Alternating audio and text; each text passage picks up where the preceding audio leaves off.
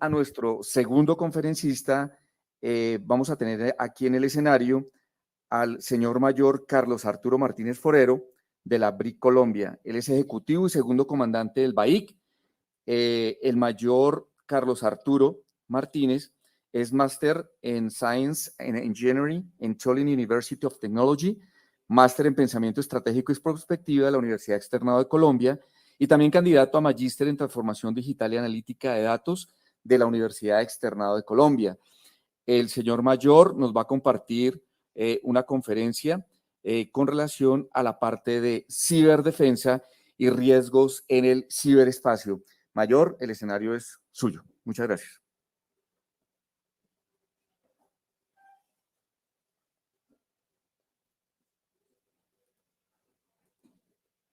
Ok, buen día para todos, el personal que está de forma presencial y para la comunidad que se está conectada de forma virtual. Bienvenidos. Fuerte abrazo, gracias por la invitación. Vamos a cambiar un poquitico, entonces, digamos que la temática, estábamos viéndola de forma muy análoga. Vimos tecnologías con el ponente anterior, algunas tecnologías que se involucran en la seguridad del trabajo. Aquí lo que vamos a tratar es de que ustedes entiendan la transversalidad que tiene el ciberespacio a todo lo que hacemos en la vida y, por ende, los riesgos que se van a generar en la forma en que desempeñamos cualquier actividad en nuestra vida. Bueno, la forma en que interactuamos los seres humanos no solamente son las condiciones chéveres, hablo del cariño, de la amistad. La guerra definitivamente es una forma de interacción humana.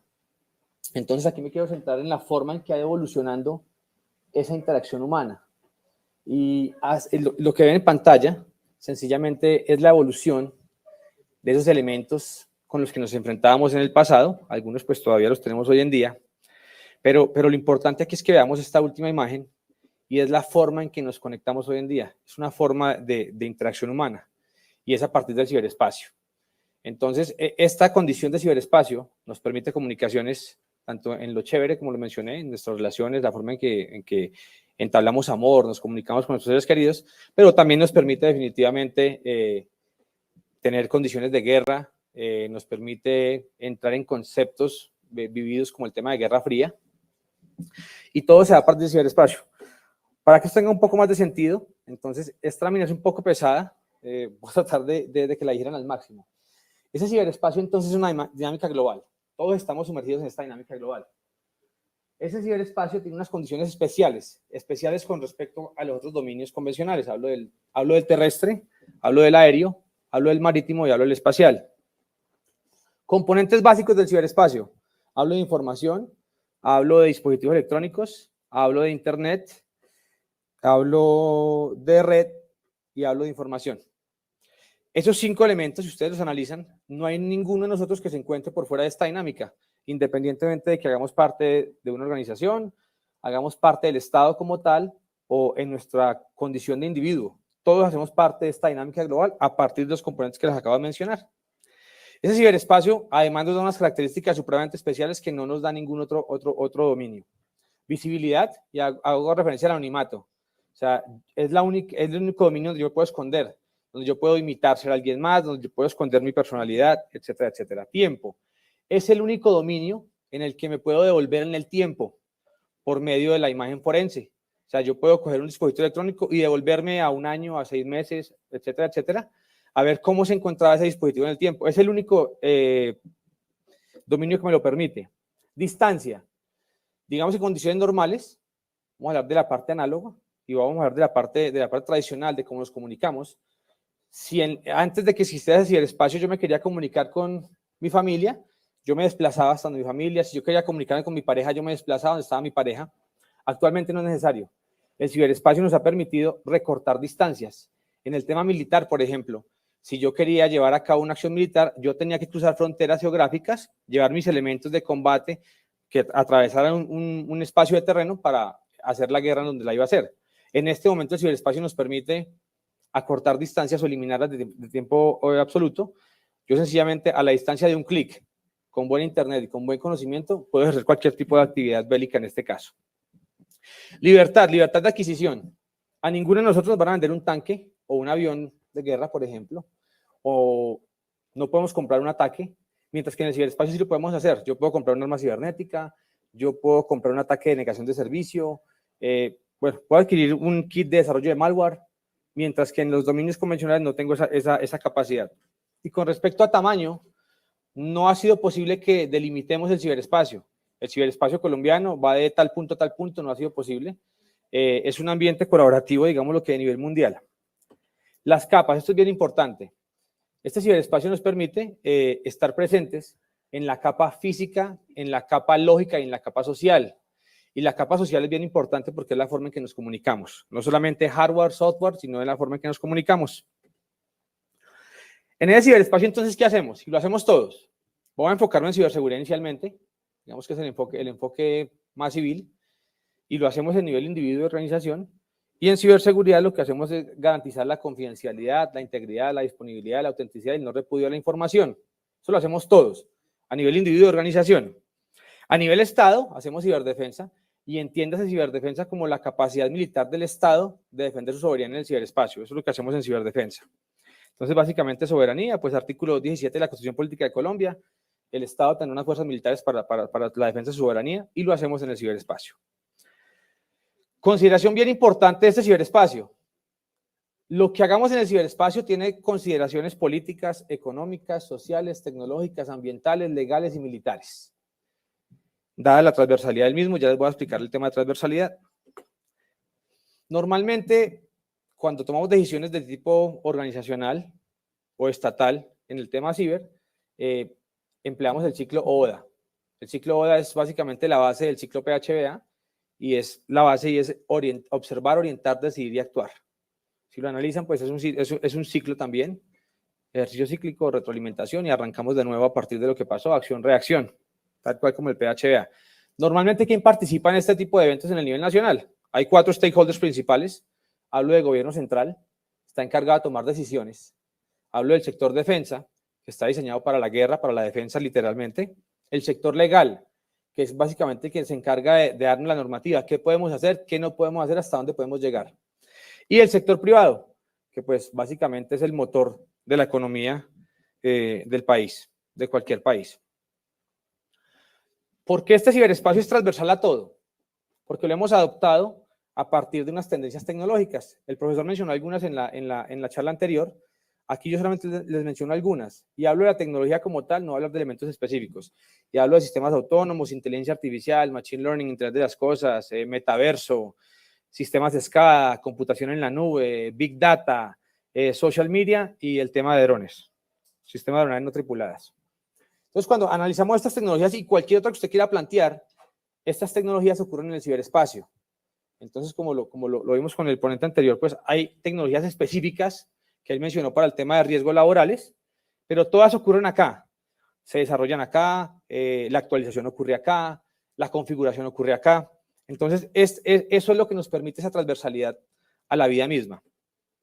Así las cosas, entonces voy a mencionarles de forma muy rápida esa transversalidad que presenta el ciberespacio a los dominios convencionales de la guerra, áreas misionales del sector defensa, funciones de conducción de la guerra y en el tema civil a las megatendencias mundiales.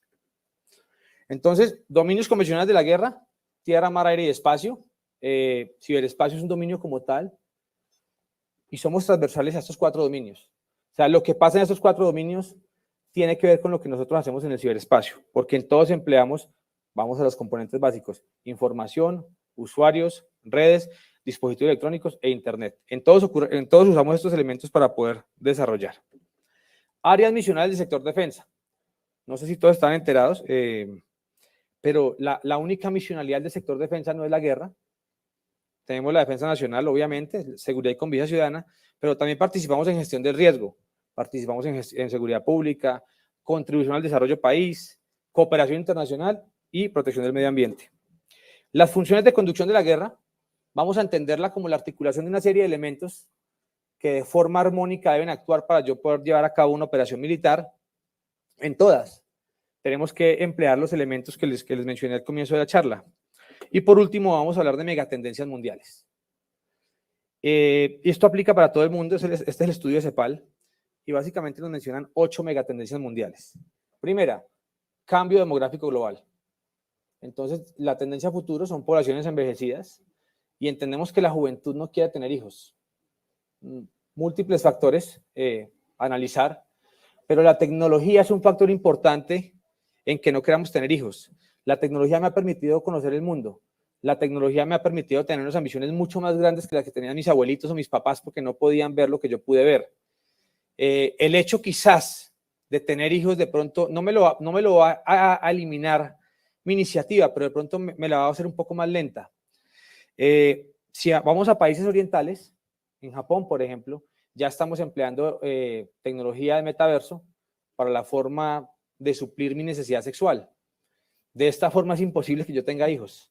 Entonces estamos en un proceso de una población envejecida. Esto tiene muchas implicaciones. Por ejemplo, el tema pensional.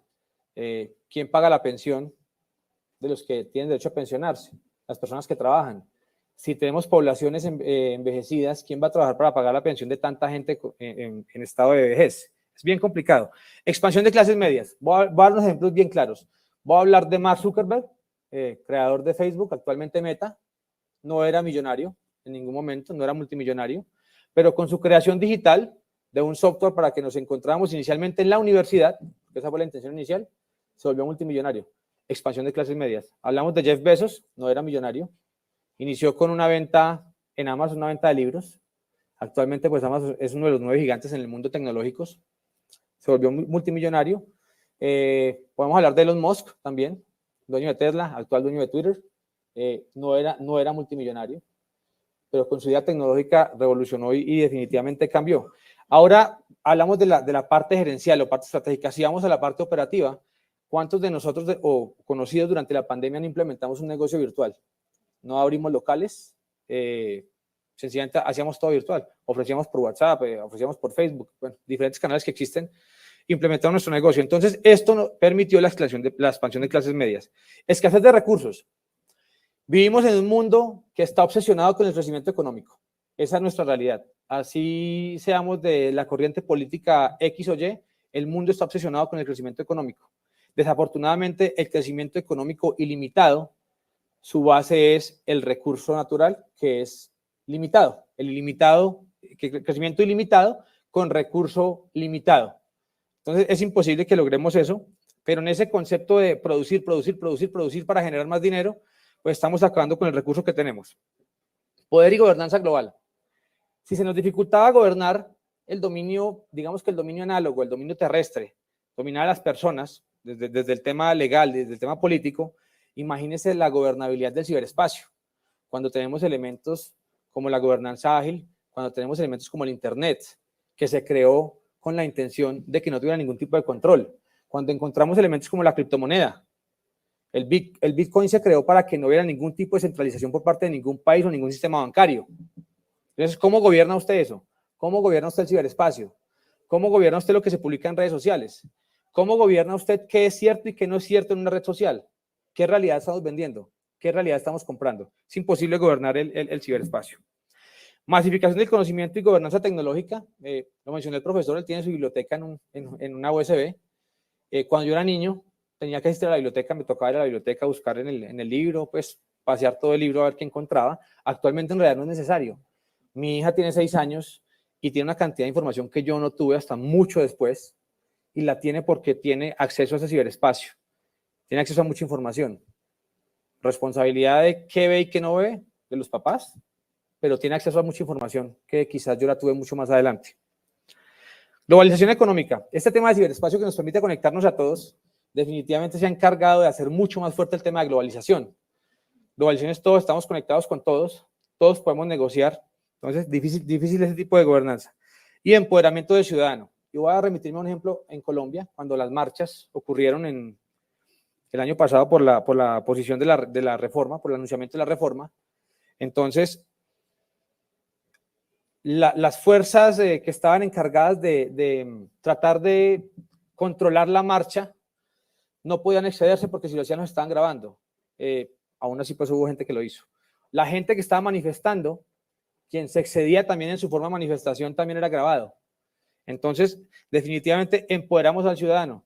Entonces ya vemos que hasta en las noticias, pues digamos que tradicionales, noticiero que vemos al mediodía, en la mañana, en la noche, aparece el periodista soy yo. O sea, aparece una persona que no es periodista, aparece con su celular y tiene la oportunidad de vender una realidad que él quiere mostrar, que él quiere vender.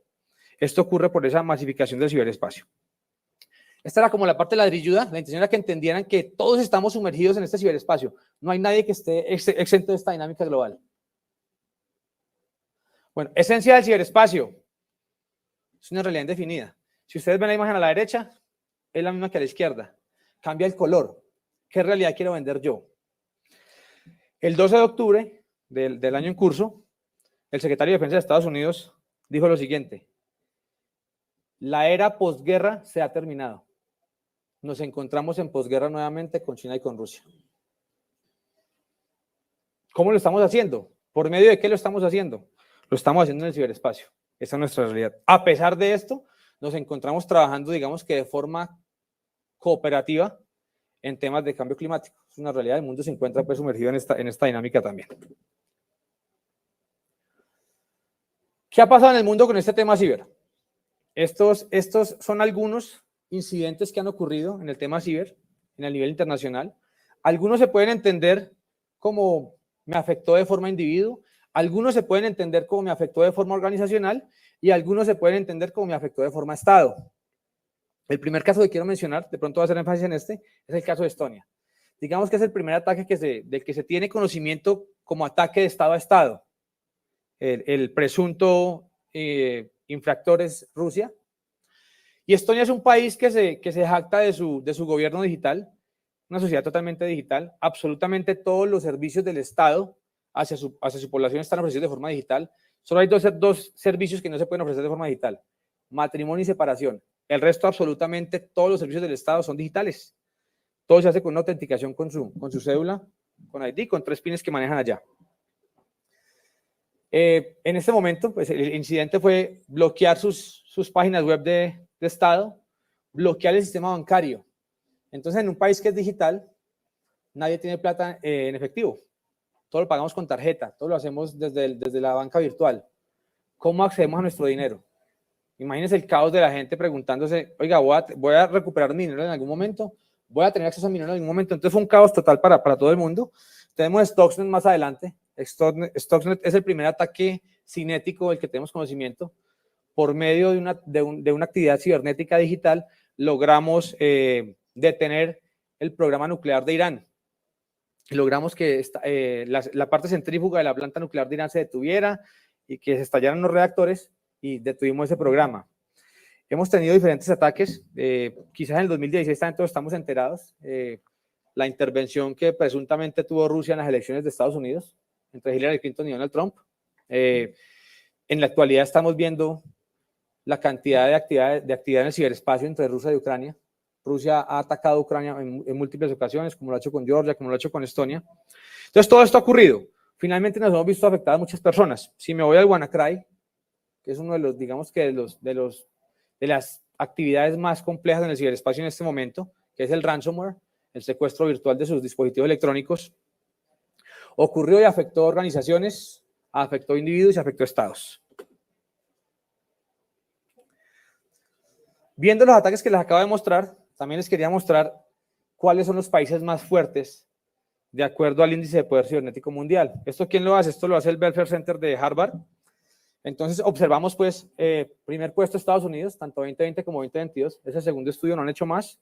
China se mantiene en segundo puesto, Rusia sube República de Corea, baja Francia, sube Irán. Son actores muy importantes en el índice de poder cibernético mundial, y esta clasificación se hizo de acuerdo a los 8 elementos que les muestro en pantalla, numeración del 1 al 8. El 8 es el único elemento que no participó en la estadística del 2020, pero sí tuvieron en cuenta para el 2022. Bueno, aquí viene pues el enfoque al que me invitaron, los riesgos cibernéticos. Por la transversalidad que presenta el ciberespacio, como lo vimos anteriormente, tenemos una posibilidad de asumir riesgos en la parte física y digital, en la parte económica, en la parte psicológica, en la parte reputacional y en la parte social y psicológica.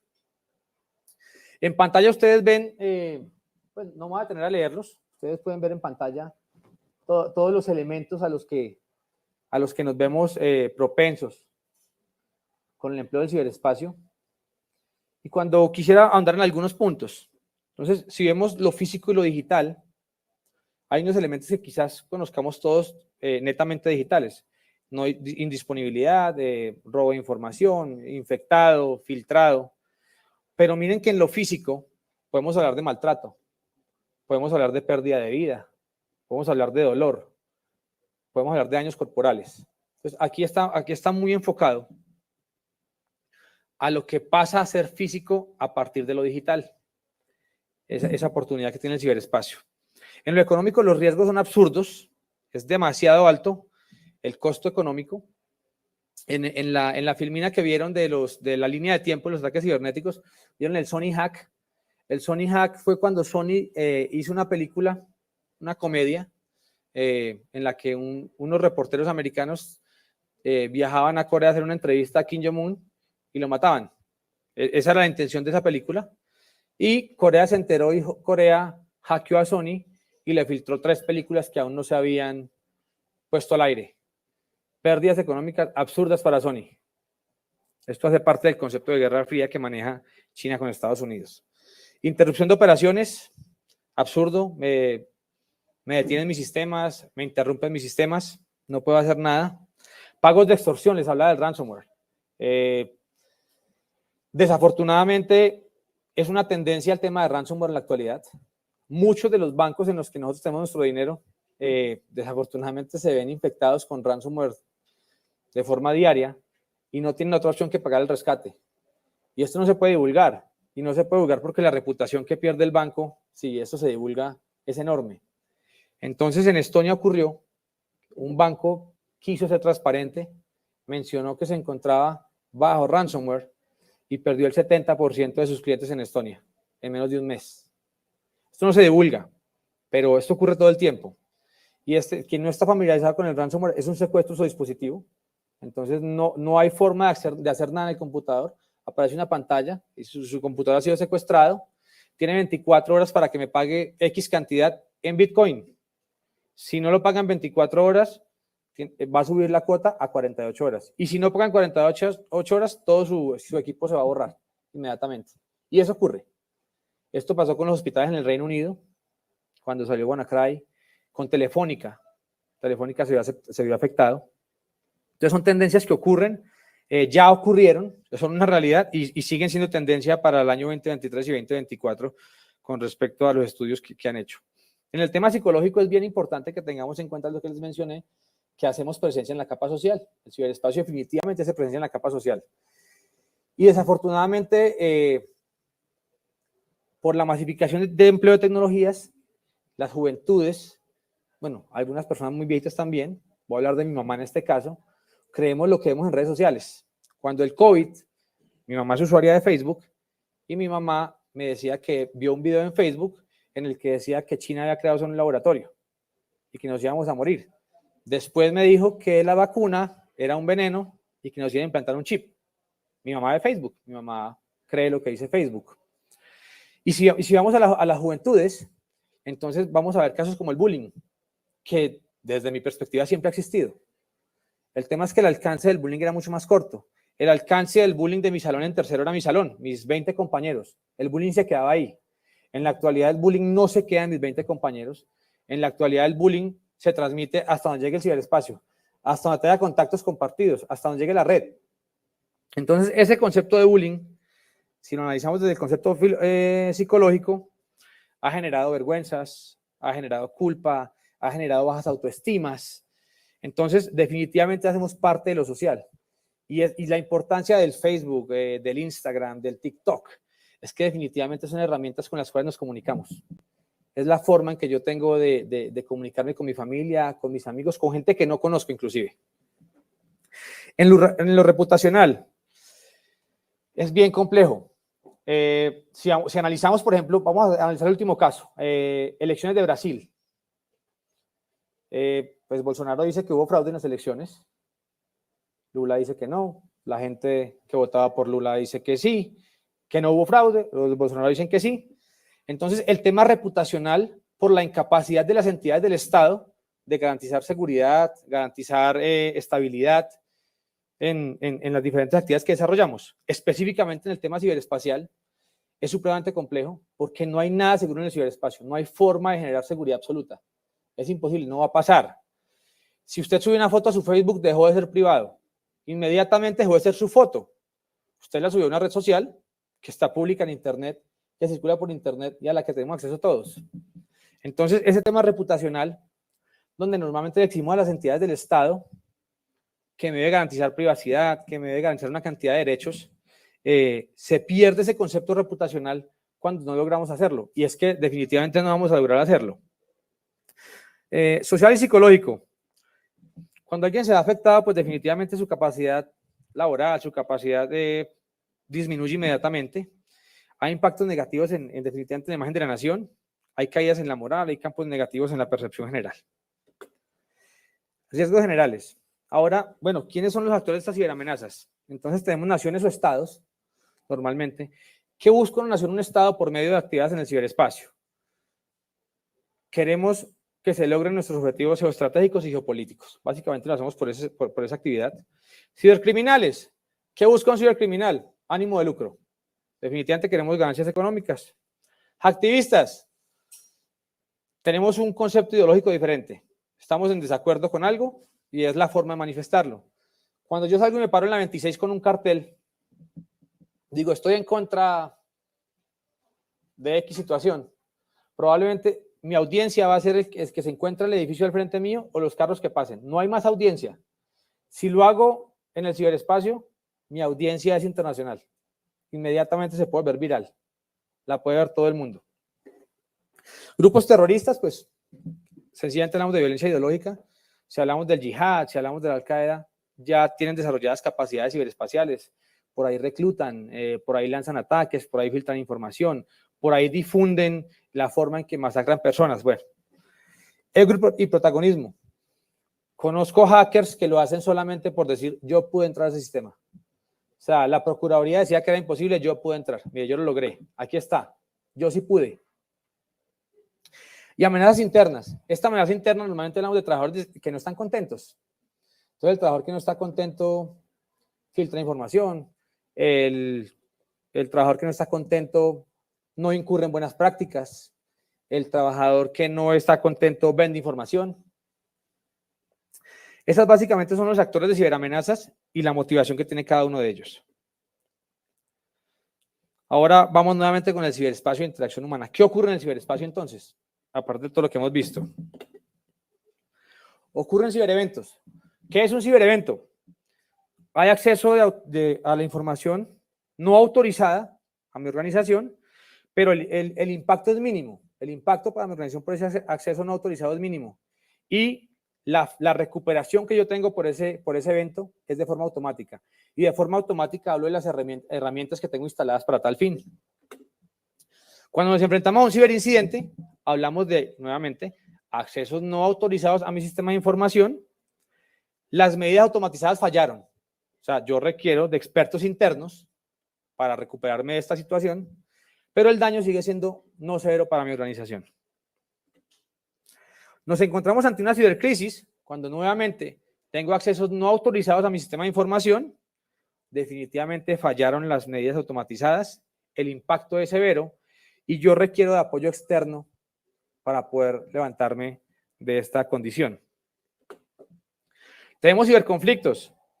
Estamos en un desacuerdo serio. Esto puede ser entre dos estados, puede ser entre dos miembros de un mismo país, dos organizaciones. Estamos en total desacuerdo y el sitio de confrontación es el ciberespacio. Y esto es una realidad hoy en día. El ciberespacio es un dominio de confrontación permanente. Y ocurre entre organizaciones, ocurre entre individuos y entre estados. No sé si alguno está en algún grupo, no sé, algún grupo del conjunto. Yo vivo en un conjunto residencial y hay un grupo del conjunto. Y solamente ahí yo veo la agresividad de la gente. Todo el tiempo estamos, o sea, si yo digo rojo, el vecino dice, no, a mí me gusta azul. ¿Y por qué usted dice que es rojo? Bueno, se arman unas confrontaciones permanentes. Insisto, nivel individuo, nivel organización, nivel estado. Y cuando quiero hablar de temas de estado, nuevamente voy a remitirnos, pensemos en Estados Unidos, China y Rusia. Nos encontramos ante una ciberguerra cuando tenemos un conflicto armado y esto ocurre en o a través del ciberespacio entre diferentes países o grupos. ¿Qué pasa cuando llegamos a un conflicto cibernético? El conflicto cibernético es la base para una guerra convencional. O sea, por ahí empiezo. Finalmente, cuando el tema escala mucho, las tensiones son muy altas, voy a tener que llegar a una guerra convencional. ¿Cuál es el problema de una guerra convencional hoy en día? La capacidad nuclear. Por eso dicen que la cuarta guerra mundial va a ser con palos, porque esas capacidades nucleares de las potencias pueden acabar el mundo si se llega a la tercera guerra mundial. Bueno, por último, ciberespacio, estados y organizaciones. ¿Qué ha pasado entonces con el ciberespacio? Ya vimos tendencias, ya vimos qué ha pasado, ya vimos que hay riesgos, etcétera, etcétera. ¿Qué ha pasado? Los diferentes estados han desarrollado unos altos niveles de madurez en sus capacidades de ciberdefensa. Quienes tienen las capacidades más desarrolladas emplean el marco Don Pilem para medir su capacidad de ciberdefensa. ¿Qué es el marco Don Pilem? El marco Don Pilem es la metodología basada en capacidades que empleamos en las fuerzas militares para diseñar una capacidad. Don Pilem quiere decir doctrina, organización, material, equipo, personal, infraestructura, liderazgo, entrenamiento y mantenimiento. Básicamente, si tenemos estos 7 elementos, tenemos una capacidad. Si nos falta algún elemento de estos, somos parte de una capacidad, no somos una capacidad. Pero los estados que tienen capacidad de ciberdefensa fuerte se han encargado y han diseñado una capacidad en ciberdefensa a partir de este marco Don Pilem. La mayoría de países y organizaciones cuentan con estrategias bien interesantes, pero nos hace falta lo más importante, que es la forma de ejecutar estas estrategias. Hablo de la parte operativa y táctica. Hablo de técnicas, tácticas y procedimientos. Entonces, como estrategia general, todos los países casi tenemos. Si ustedes entran a la página del Centro de Ciencia Cibernética de OTAN, hay un sitio que dice estrategias de países y usted puede ver la estrategia de ciber de cada país. Pero si vamos al nivel operativo, ¿cómo lo llevamos a cabo? ¿Cómo lo implementamos? Ahí estamos fallando. No existe esa doctrina, no existe esa normatividad. Entonces, no tenemos los procesos estandarizados, entonces no sabemos cómo actuar. Existe la tendencia de crear cibercomandos. Cibercomandos básicamente es reúna todas las capacidades cibernéticas que tiene y colóquelas bajo un mismo sistema, una sola cabeza visible, que las pueda ordenar. Resulta que la capacidad cibernética es muy costosa, inclusive piensa en a nivel organizacional. Y si ustedes analizan la cantidad de recursos económicos que invierten las organizaciones en infraestructura tecnológica para proteger sus recursos estratégicos, cada año es más alta. Y si analizamos las pérdidas de las organizaciones y las ganancias de los bandidos, cada año son más altas. O sea que no estamos siendo efectivos. O sea que no ha sido posible que logremos alcanzar la velocidad a la que avanza la tecnología y a la que avanzan las personas que tienen ideas nefastas y prefieren hacer el mal que el bien. No ha sido posible. Y cada año el incremento es más alto. Si analizamos los estudios de Frost & Sullivan, la proyección para los siguientes años es casi el triple de la inversión a este año en herramientas cibernéticas para proteger mis recursos estratégicos. Pero asimismo la proyección en pérdidas es más alta. En pérdidas para los buenos y más alta en ganancias para los malos. Muchos países se están preparando para operaciones de espectro total en el ciberespacio. Hablo de los países fuertes en esta capacidad. Hablo de Estados Unidos, hablo de China, hablo de Rusia, hablo de Irán, hablo de Israel. OTAN reconoció el dominio de guerra, el ciberespacio como un dominio de guerra en el año 2016. A partir de ahí, pues todos sus aliados estratégicos, todos sus miembros, todos sus socios, lo entienden de esa forma. Cuando ustedes entran en la página de la OTAN es una organización militar definitivamente, y la OTAN en su servicio web tiene su portafolio de servicios. En su portafolio de servicios tiene dentro de sus capacidades militares a ofrecer, en caso de que alguno de sus socios sea afectado, él dice que está determinado a emplear su rango completo de capacidades cibernéticas para repeler cualquier tipo de ataque contra sí mismo o contra alguno de sus socios. Esto es bien grave, porque, por ejemplo, por medio del ciberespacio yo podría perfectamente hackear el sistema de armas nucleares de algún país. Entonces, hay que ponerle cuidado a esto. De forma general, ¿qué tenemos que hacer? ¿Cómo evitamos esto? En el nivel usuario final, tenemos que tener lo que llamamos ciberhigiene. Y ciberhigiene básicamente es un compendio de buenas prácticas como usuario. A nivel organizacional tenemos que diseñar una estrategia clara, pero estamos en la obligación de estandarizar procesos para que aquellas personas que operan en mi organización sepan qué hacer. A nivel Estado, tenemos que tener una estrategia integral que reúna la educación. Hablo en lo que enseñamos, en cómo nos preparamos desde pequeños. Hablo del sistema legal y normativo. Tenemos unas brechas enormes en este aspecto. Tenemos que mejorar el concepto de cooperación. Sector privado, sector público, país e internacional. Y por último, diseñar la estrategia, que vendría siendo el primer paso, la estrategia que integre todos estos elementos que les mencioné y que los logre articular. Bueno, básicamente esa era la presentación. Espero que les haya quedado claro los riesgos a los que se exponen a partir del empleo del ciberespacio en la actividad que desarrollan cada uno de ustedes en su vida como individuo, como miembro de una organización y como parte de un Estado. Muchas gracias.